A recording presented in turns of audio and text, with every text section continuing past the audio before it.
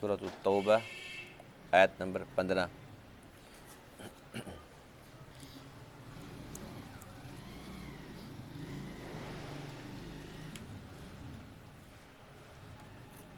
اعوذ باللہ من الشیطان الرجیم،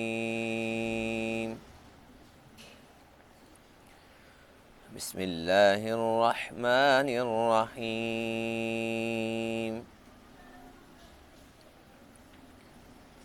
ام حسبتم ان تتركوا ولما يعلم الله الذين جاهدوا منكم ولم يتخذوا من دون الله ولا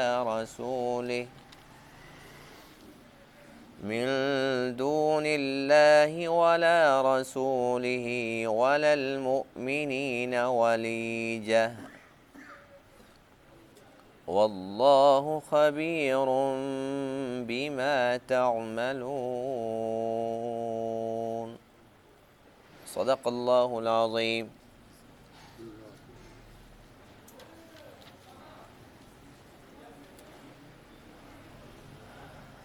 آج کے درس میں آیت کریمہ میں جہاد کے حکم کی ایک حکمت کا بیان ہے کہ اللہ تعالیٰ نے ایمان والوں کو جہاد کا حکم کیوں دیا۔ اس میں بے شمار حکمتیں ہیں۔ ایک حکمت یہ ہے، اللہ فرماتے ہیں کہ میں کھرے اور کھوٹے کو الگ الگ کرنا چاہتا ہوں۔ جہاد ایک ایسا حکم ہے، اس سے انسان کے ایمان کا پتہ چلتا ہے۔ جو مومن ہوتا ہے وہ اس پہ فی الفور تیار ہو جاتا ہے، جو منافق ہوتا ہے وہ حیلے بہانے کرتا ہے اور جھوٹے عذر پیش کرتا ہے، جان چھڑانے کی کوشش کرتا ہے۔ تو اللہ فرماتی ہیں کہ صرف یہ کہہ دینے سے کہ ہم مومن ہو گئے، صرف یہ کہہ دینے سے تمہیں چھوٹ نہیں مل جائے گی، بلکہ اللہ تعالیٰ تمہارا امتحان لے گا، تمہیں آزمائے گا اور دنیا کے سامنے ظاہر کرے گا کہ تم کتنے مومن ہو، اور اللہ کے رسول اور ایمان والوں سے تمہارا تعلق کس حد تک ہے۔ کیا اللہ کے ساتھ، اللہ کے رسول کے ساتھ اور ایمان والوں سے تعلق ہے، یا کافروں کے ساتھ تمہارا یارانہ ہے، تمہاری دلی دوستیاں ہیں؟ اگر کافروں کے ساتھ دوستانہ ہوگا تو پھر تم جہاد کے حکم سے ہچکچاؤ گے کہ بھی جن کے ساتھ ہم نے لڑنا ہے، ہمارے ان کے ساتھ تعلقات ہیں، ان کے ساتھ ہمارا کاروبار ہے، لین دین کے معاملات ہیں، ہماری رشتہ داری ہیں، تم ان دوستیوں کا خیال رکھو گے اور اللہ کے رسول کی پرواہ نہیں کرو گے۔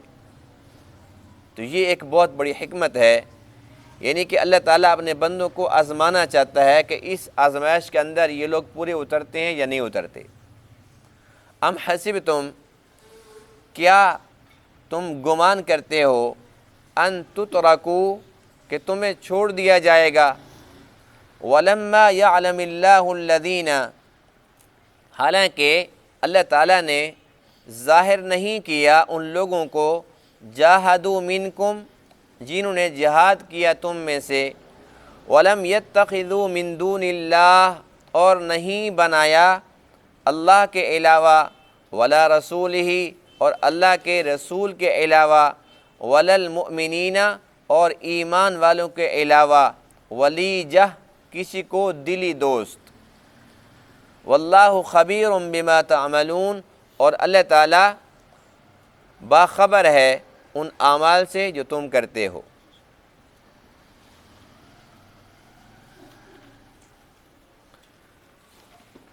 اللہ تعالیٰ جب اپنے بندے کا امتحان لیتا ہے تو اس میں یہ ایک بات بڑی اہم ہے کہ اللہ کا امتحان ایسا نہیں ہوتا جیسے کوئی بندہ کسی بندے کا امتحان لیتا ہے۔ اس لیے کہ بندہ جب بندے کا امتحان لیتا ہے تو اسے معلوم نہیں ہوتا کہ اس کے اندر کتنا اخلاص ہے، کتنا اس کی نیت میں فطور ہے، میرے ساتھ کتنا مخلص ہے یا مخلص نہیں ہے، یہ بندہ بڑا منافق ہے۔ انسان کو نہیں پتہ ہوتا، امتحان کے بعد پھر یہ ایک رائے قائم کر سکتا ہے کہ جی میں نے امتحان لیا، ایک بار لیا، کئی بار لیا، لیکن میرے ہر امتحان کے اندر میرے معیار پہ پورا اترا ہے، یہ میرا پکا دوست ہے، یہ آزمایا ہوا دوست ہے۔ اللہ تعالیٰ کا امتحان ایسا امتحان نہیں ہوتا، اس لیے کہ اللہ کا علم تو ازل سے ابد تک ہے۔ اللہ کو تو سب کچھ پہلے معلوم ہے کہ اس کے اندر ایمان کتنا ہے، اس کے اندر نفاق کتنا ہے، یہ کتنا پکا مومن ہے، اللہ کو تو سب کچھ معلوم ہے۔ اللہ جب امتحان لیتا ہے تو اس کا مقصد یہ ہوتا ہے کہ اللہ تعالیٰ اس بندے کے ایمان کو ظاہر کرنا چاہتا ہے، یعنی کہ دوسروں کو پتہ چلے کہ یہ کس حد تک اللہ کا محب ہے، اللہ کے رسول سے کتنی محبت کرنے والا ہے۔ تو اللہ تعالیٰ اپنے بندوں کا امتحان لیتا ہے، اور امتحان بھی کیسے لیتا ہے؟ حدیث پاک میں ہے یبتلا رجل علی قدر دینہ، کہ ہر ایک انسان کا امتحان لیا جاتا ہے اس کے دین کے بقدر، جتنا اس کا دین کمال کا ہوگا، جتنا ایمان اس کا اعلیٰ ہوگا، اسے امتحان بھی اسی کی مناسبت سے بہت بڑا لیا جائے گا۔ جس کا ایمان کمزور ہوگا اللہ تعالیٰ اس کو آزمائے گا ضرور، لیکن اسے امتحان چھوٹا لے گا۔ جیسے کہ اللہ تعالیٰ قرآن مقدس میں ارشاد فرماتے ہیں وَإِذِ ابْتَلَىٰ إِبْرَاهِيمَ رَبُّهُ بِكَلِمَاتٍ فَأَتَمَّهُنَّ، کہ اللہ نے ابراہیم علیہ السلام کا امتحان لیا، بلکہ مختلف قسم کے امتحانات لیے۔ فَأَتَمَّهُنَّ، تمام امتحانات میں ابراہیم علیہ السلام کو 100% کامیابی ملی۔ اب ابراہیم علیہ السلام کا ایمان چونکہ بہت اعلیٰ تھا، اللہ نے ان کو جب آزمایا، جب ان سے امتحان لیا تو اللہ نے کیا حکم دیا؟ اپنے بیٹے کو قربان کرو، بیٹے کی قربانی پیش کرو، اس کو ذبح کرو۔ اور یہ حکم بھی خواب میں تھا، لیکن ابراہیم علیہ السلام نے بیٹے کو قربان کرنے کی تیاری کر لی، یہاں تک کہ ان کو لٹا دیا، چھری بھی بالکل تیز کر لی اور گردن پر رکھ دی، چھری چلا دی۔ یہ تو اللہ کی مرضی تھی کہ نہیں چلی، ورنہ ابراہیم علیہ السلام نے حق ادا کر دیا۔ پھر اللہ تعالیٰ کیا فرماتے ہیں؟ قد صدقت الرؤیا، اے ابراہیم آپ نے خواب کو سچ کر دکھایا، آپ اس امتحان کے اندر کامیاب ہو گئے۔ تو جیسے حدیث پاک ابھی میں نے آپ کے سامنے سنائی ہے کہ ہر ایک انسان کا امتحان اس کے دین کی بقدر ہوتا ہے۔ جب ابراہیم علیہ السلام کی باری آتی ہے، اللہ تعالیٰ امتحان کیسا ڈال رہے ہیں کہ اپنا بیٹا قربان کرو۔ جب ہماری باری آتی ہے حکم ہوتا ہے کہ بھئی ایک بکرا قربان کر دو، جانور قربان کر دو۔ اب ظاہر ہے کہ ابراہیم علیہ السلام وہ نبی تھے، ان کا ایمان بہت اعلیٰ تھا، تو اس لیے وہ بیٹے کو قربان کرنے کے لیے بھی تیار ہو گئے۔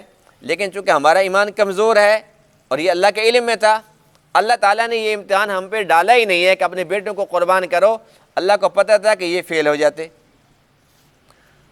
اللہ تعالیٰ نے ہمیں حکم دیا کہ جانور قربان کرو، ہم یہاں پر بھی حیل و حجت سے کام لیتے ہیں، بہانے بناتے ہیں، بس یہ میرے پر قرضہ بہت ہے، کاروبار بھی ٹھیک نہیں ہے، کافی سارے مالی مسائل ہیں میرے ساتھ، کافی مشکلات ہیں، وہ آپ کو کیا پتہ میرے ساتھ کیا بیت رہی ہے۔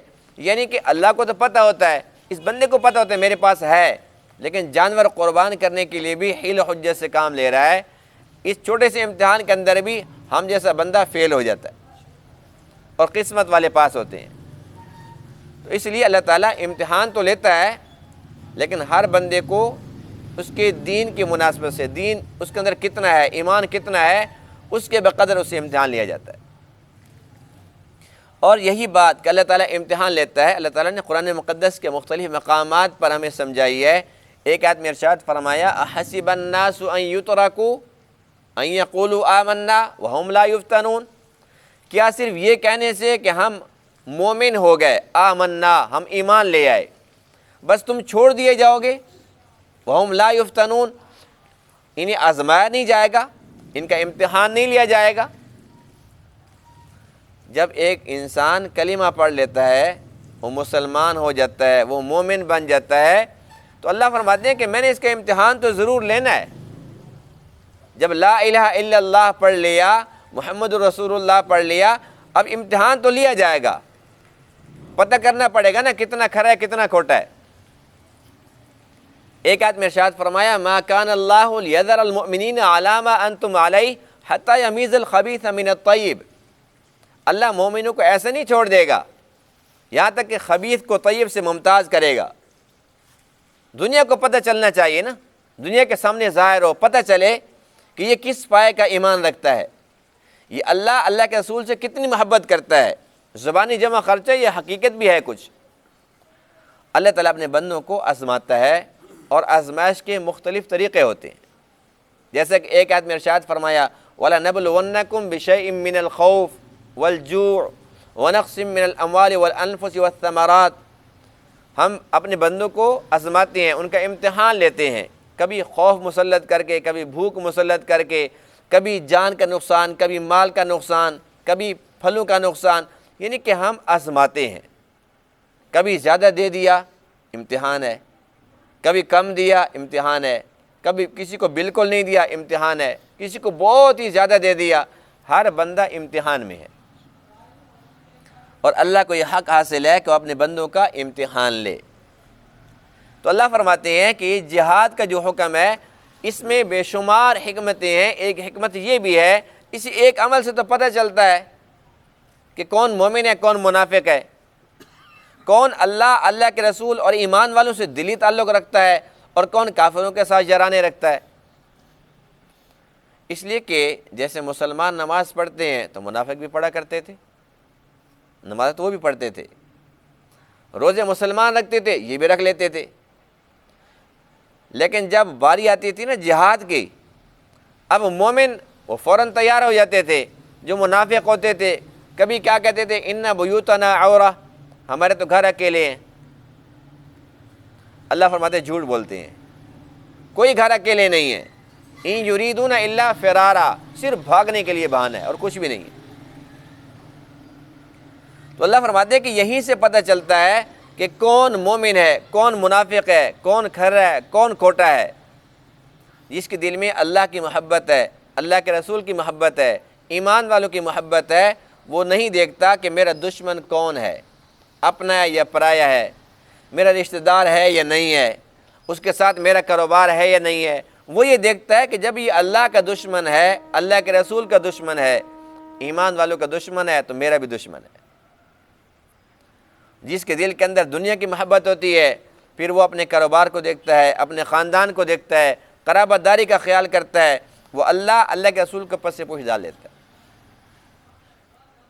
اللہ تعالیٰ آزماتا ہے کہ نہیں آزماتا؟ تو بات یہ ہے کہ انسان کمزور ہے، ہر ایک حالت کے اندر اللہ اپنے بندے کو آزما رہا ہوتا ہے، لیکن بندے کو چونکہ بات سمجھ نہیں آتی کہ میری یہ حالت کیوں ہے، میری یہ حالات کیوں ہیں، وہ اپنے حالات کو جب دیکھتا ہے تو وہ اللہ کے ساتھ شکوے شروع کر دیتا ہے، شکایتیں شروع کر دیتا ہے۔ کوئی کہتا ہے جی دیکھو جی میں اتنی مشکل میں ہوں، دعائیں کر کر کے تھک گیا، پتہ نہیں ہماری تو سنتا ہی نہیں، نعوذ باللہ من ذالک۔ حالانکہ اللہ تعالیٰ سب کچھ سننے والا ہے، سب کچھ جاننے والا ہے۔ اب ہم جو دعائیں کر رہے ہیں ظاہر سی بات ہے کہ وہ دعائیں اللہ تعالیٰ سن رہا ہے، اس کی مرضی کہ وہ دعا کیسے قبول کرتا ہے۔ جو ہم مانگ رہے ہیں وہی دے گا یا اس کا کچھ متبادل دے گا، آنے والی تکلیف کو ٹال دے گا، یا یہ ہے کہ اس کو ذخیرہ آخرت کر دے گا۔ ہم نے دعا کر دی، کرتے رہے اور اس کے بعد ہم کہتے ہیں جی پتہ نہیں ہماری دعائیں کہاں جا رہی ہیں۔ اللہ تعالیٰ سنتا ہے، مومن کی دعا کو قبول بھی کرتا ہے، لیکن انسان جلد باز ہے نا، انسان یہ چاہتا ہے کہ جو میں کہہ رہا ہوں اللہ وہ کیوں نہیں کر رہا۔ بھی اللہ تعالیٰ تو آزما رہا ہے کہ میرا بندہ صابر ہے یا نہیں ہے، شاکر ہے یا نہیں ہے۔ جب انسان کو صبر کرنا آ گیا، شکر کرنا آ گیا تو یہ اس امتحان کے اندر سرخرو ہو گیا، پاس ہو گیا۔ لیکن ہم کیا کرتے ہیں، اللہ سے شکوے شروع کر دیتے ہیں اور ایسے کرتے ہیں جیسے کوئی ہمارا حق تھا، ہمارا حق تھا اور نعوذ باللہ اللہ نے ہمارا حق غصب کر دیا، کیوں ہمیں نہیں دیا۔ کوئی اللہ کے ساتھ لڑ سکتا ہے؟ کیا اللہ تعالیٰ غلط کر سکتا ہے؟ اللہ تعالیٰ تو غلط کرتا ہی نہیں ہے، وہ جو بھی کرتا ہے ٹھیک کرتا ہے۔ لیکن ہم چونکہ بے صبر ہوتے ہیں، بس تھوڑی سی مصیبت آئی، کوئی تکلیف آئی، اب ایک بندے کو کوئی تکلیف آ جاتی ہے، وہ بیمار ہو جاتا ہے، وہ بیماری لمبی ہو جاتی ہے، چھوٹی سی بیماری بھی کیوں نہ ہو، بیماری لمبی ہو جاتی ہے، ہفتہ، مہینہ، 6 مہینے، پھر انسان وہ سارا کا سارا زمانہ جو صحت والے بھول جاتا ہے، کہتے بس یہ میں تو چھوٹا سا تھا، یہ بیماریاں دیکھنے لگا ہوں، میں تو اکثر بیمار ہی رہتا ہوں، میں ٹھیک کب رہا ہوں؟ اب وہ بھول جاتا ہے کہ میں پورا اتنا عرصہ میں نے زندگی کا گزارا، میں بالکل تندرست تھا، ٹھیک ٹھاک تھا، اس وقت تو اس نعمت پر قدر نہیں ہوئی نا، اس وقت تو ناشکری غالب تھی۔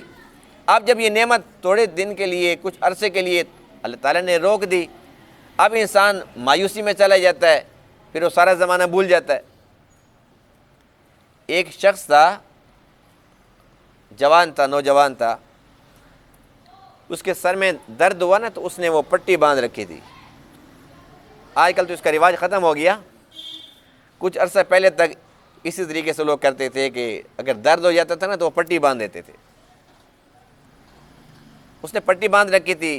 حضرت رابعہ بصریہ رحمۃ اللہ تعالی علیہ، وہ اللہ کی بڑی نیک بندی گزری ہیں، ولیہ تھی، انہوں نے دیکھا تو اس نوجوان سے آپ نے فرمایا کہ یہ پٹی کیوں باندھ رکھی ہے؟ کہنے لگا جی سر میں بڑا شدید درد ہے اس لیے باندھ رکھی ہے۔ وہ فرمانے لگی کہ یہ تو شکوے کی پٹی ہے۔ کس چیز کی پٹی ہے؟ شکوے کی پٹی ہے، اس لیے کہ آج تیرے سر میں درد ہوا، تو نے پٹی باندھی ہے دنیا کو دکھانے کے لیے میرے سر میں درد ہے۔ درد کس نے کیا؟ کون درد کرتا ہے؟ تو دنیا کو دکھا رہا ہے اللہ نے میرے ساتھ یہ کام کر دیا، میرے سر میں درد کر دیا ہے، میں بڑا دکھی ہوں۔ فرمایا کہ آج تو یہ پٹی شکوے کی تو نے اپنے سر پہ سجا دی ہے، لیکن تو 25 سال کا ہے، 30 سال کا ہے، یہ جو 20-25 سال کا زمانہ گزرا ہے، جب تو بالکل ٹھیک ٹھاک تھا، کبھی تیرے سر میں درد بھی نہیں ہوا تھا، کبھی شکر کی پٹی بھی باندھی تھی؟ تو واقعی انسان کی حالت یہی ہے کہ شکر وہ بہت کم ہے۔ اللہ خود قرآن مقدس میں فرماتے ہیں وَقَلِيلٌ مِّنْ عِبَادِيَ الشَّكُورُ، میرے بندوں میں سے شکر گزار تو کم ہی ہے، اکثر تو ناشکرے ہیں۔ جب اچھے حالات ہوتے ہیں پھر تو انسان اللہ کو ہی بھول جاتا ہے، نمازوں کی بھی چھٹی، ذکر و اذکار کی بھی چھٹی، اللہ سے تعلق ختم۔ اور جب کوئی مصیبت آ جاتی ہے، کوئی دکھ تکلیف، پھر انسان فوراً اللہ کے دربار میں آ جاتا ہے، پھر نمازیں بھی یاد آ جاتی ہیں، پھر تسبیح بھی شروع ہو جاتی ہے، پھر تلاوت بھی شروع ہو جاتی ہے۔ اللہ فرماتے ہیں اذا مسہ الشر فذو دعاء عریض، جب اس کو کوئی تکلیف پہنچتی ہے نا پھر لمبی لمبی دعائیں کرتا ہے، اور جب اللہ انعام کرتے ہیں اذا انعمنا علی الانسان اعرض ونأى بجانبی، جب ہم اس پر انعام کرتے ہیں نا اس وقت تو ایسے گزرتے اس کو پتہ ہی نہیں ہے، اللہ سے اعراض کرتا ہے، اللہ کے گھر کے پاس سے گزر رہا ہوتا ہے، حی علی الصلاۃ حی علی الفلاح کی آواز بھی سنتا ہے، کہتے ہیں یہ بڑا بزی ہوں کیا کروں، ٹائم ہی نہیں ہے، ہمیں تو کھانے کا ٹائم نہیں ملتا، سونے کا ٹائم نہیں ملتا، ایسی سی باتیں کرتا ہے۔ وَإِذَا مَسَّهُ الشَّرُّ فَذُو دُعَاءٍ عَرِيضٍ، جب کوئی دکھ تکلیف آ جائے، آج کسی بندے کو پتہ چل جائے کہ تجھے شوگر ہو گئی، دیکھو پھر سارا دن کیسے گزرتا ہے، ایسی مایوسی ہوگی، حالانکہ اسے پتہ ہے کہ ابھی میں نے مرنا نہیں ہے، لیکن یہ پتہ چل جائے کہ مجھے شوگر ہو گئی ہے۔ جس دن اس بیماری کی تشخیص کسی بندے میں ہوتی ہے، اللہ ہم سب کو محفوظ رکھے، تو سارا دن انسان پریشان، اس کی نیندیں اڑ جاتی ہیں، بس یہ کیا کروں، اب میں یہ بھی نہیں کھا سکتا، میں یہ بھی نہیں کھا سکتا، اب یہ بھی میں نہیں کھا سکتا، بس پرہیز کا زندگی گزرے گی، اور کب تک گزرے گی، اب میں کیا کروں گا۔ جب کوئی تکلیف آتی ہے نا پھر پتہ چلتا ہے صحت کتنی بڑی دولت ہے، کتنی بڑی نعمت ہے۔ تو میں عرض یہ کر رہا تھا کہ اللہ کو یہ حق حاصل ہے کہ اپنے بندوں کا امتحان لے، اللہ تعالیٰ اپنے بندے کو آزماتا ہے ہر حال میں، اچھے حالات ہوں یا برے حالات ہوں، صحت کا زمانہ ہو یا بیماری کا زمانہ، اگر ہمیں ایک سبق یاد ہو گیا کہ ہم دارالامتحان میں ہیں، دنیا دارالامتحان ہے، اللہ تعالیٰ ہمیں آزما رہا ہے۔ کسی بندے کے حالات غربت والے تھے، اچانک اس کے حالات مالی لحاظ سے بہتر ہو گئے، تو وہ یہ نہ بھولے کہ بس اب میں آزاد ہو گیا ہوں، بلکہ اب پہلے وہ امتحان تھا، اب یہ امتحان ہے، پہلے اس سے شکر مطلوب تھا، پہلے اس سے صبر مطلوب تھا، اب اس سے شکر مطلوب ہے۔ اگر یہ مالی طور پہ کمزور تھا، اللہ اس کو مالداری بھی کر سکتا تھا یا نہیں کر سکتا تھا، لیکن اللہ تعالیٰ دیکھ رہا تھا کہ یہ میرا بندہ کرتا کیا ہے، صبر کرتا ہے یا پھر شکوے کرتا ہے، ہمارے لیے تو کچھ ہے نہیں اس کے خزانے میں، ہمیں پیدا کیوں کر دیا تھا۔ اگر یہی تکلیفیں دینی تھی پھر ہم دنیا میں بھیجتے ہی نہ۔ یہ کتنے کفری کلمات ہیں اور اللہ کی گستاخی ہے، لیکن بندہ لگا ہوا ہے۔ اور ایک انسان کے پاس جب ایک نعمت چھن جاتی ہے کسی بھی وجہ سے، ہو سکتا ہے کہ اس کی اپنی بدعمالیاں ہوں، اس کی اپنی نافرمانیاں ہوں، لیکن جب ایک نعمت چلی جاتی ہے اس وقت بھی کروڑوں اربوں کھربوں نعمتیں اس پر ہو رہی ہوتی ہیں، لیکن وہ نظر نہیں آ رہی ہوتی۔ خوش نصیب وہ ہیں جو ان امتحانات کو سمجھتے ہیں اور ان کے اندر وہ سرخ روح ہو کے نکلتے ہیں۔ شیخ سعدی رحمہ اللہ فرماتے ہیں ایک شخص دریا کے کنارے پڑا تھا اور اس کو چیتے نے کاٹ لیا تھا، چیتے نے حملہ کر لیا، جنگل کا ماحول تھا، زخمی پڑا تھا، اور اس وقت جو اس کی حالت تھی بس وہ زندگی موت کی کشمکش میں تھا کہ بس شاید یہ ابھی چلا جائے ابھی چلا جائے، اس کی یہ حالت تھی، زخمی حالت میں پڑا ہوا ہے، بے یار مددگار پڑا ہوا ہے۔ فرماتے ہیں کہ میں نے اس سے پوچھا کہ کیا حال ہے؟ وہ کہتا ہے الحمدللہ، اللہ کا بڑا کرم ہے۔ منہ سے کیا لفظ نکالا؟ الحمدللہ۔ یہ لفظ ہم بھول گئے، ہے نا ایسی بات؟ ہم سے بھی تو لوگ پوچھتے ہیں کیا حال ہے، وہ بس یہ نہ پوچھو، کیا بتائیں؟ ہماری یہ الفاظ منہ سے نکلتے ہیں۔ الحمدللہ کتنا آسان لفظ ہے، ہمارے منہ سے نہیں نکلتا، ہماری زبان پہ بھاری بن گئی ہے۔ حالانکہ مومن کو چاہیے کہ ہر حال میں کہ الحمدللہ، کیا کہنا چاہیے؟ اللہ اس سے خوش ہوتا ہے۔ اللہ فرماتے ہیں کہ جب تم نے کہا الحمدللہ ان نعمتوں میں اور اضافہ کروں گا۔ تو شیخ سعدی فرماتے ہیں کہ جب اس نے کہا نا الحمدللہ اللہ کا بڑا کرم ہے، تو میں سوچ میں پڑ گیا اور میں خود حیرت میں ڈوب گیا۔ میں نے اس سے پوچھا کہ بھائی اس حالت کے اندر جب تیری یہ حالت ہے کہ تم مرنے کے بالکل قریب ہے، موت تیرے سر کے اوپر ہے اور تو بے یار و مددگار ہے، زخمی حالت میں پڑا ہوا ہے، اب بھی تو کہتا ہے الحمدللہ اللہ کا بڑا کرم ہے، کوئی وجہ تو بتا دو۔ جب اس بندے نے وجہ بتائی، شیخ سعدی فرماتے ہیں کہ میں حیرت میں ڈوب گیا۔ اس بندے نے کہا میں اللہ کا شکر ادا کرتا ہوں کہ میں مصیبت میں گرفتار ہوں، معصیت میں گرفتار نہیں ہوں، اللہ کے نافرمانی میں تو مبتلا نہیں ہوں نا، میں مصیبت میں ہوں، تکلیف میں ہوں، مر جاؤں گا تو جنت تو ملے گی، اگر میں اللہ کے نافرمانی کے اندر مبتلا ہوتا وہ دکھ کی بات ہے، یہ بھی کوئی دکھ ہے؟ تو مومن کی تو یہ شان ہے۔ اس لیے ہمیں چاہیے کہ چونکہ اللہ تعالیٰ اپنے بندوں کو آزماتا ہے، اور اللہ فرماتے ہیں حسب الناس ان یترکوا ان یقولوا آمنا وهم لا یفتنون، صرف یہ کہہ دینے سے کہ بس ہم مومن ہیں میں تمہیں چھوڑ دوں گا، تمہارا امتحان نہیں لوں گا، یہ بھول دل سے نکال دو۔